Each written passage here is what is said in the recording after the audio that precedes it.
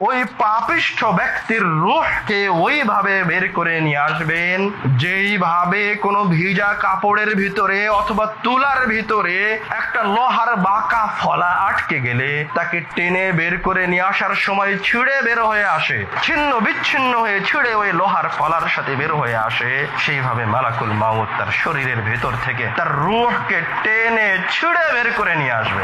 আল্লাহ রাসূল বলছেন তার শরীরের শিরা উপশিরাগুলি ছিঁড়ে ছিন্ন বিচ্ছিন্ন হয়ে যাবে। রব্বুল আলামিন কুরআনুল কারীমে বলছেন ইয়াদরিবুনা ওয়ুজুহাহুম ওয়া আদবারহুম, ওই পাপিষ্ঠ ব্যক্তিকে ফেরেশতারা সামনে দিক থেকে পিটাবে, পিছন দিক থেকে পিটাবে, পিটিয়ে পিটিয়ে ওর রূহটাকে তার শরীর থেকে বের করে নিয়ে আসবে।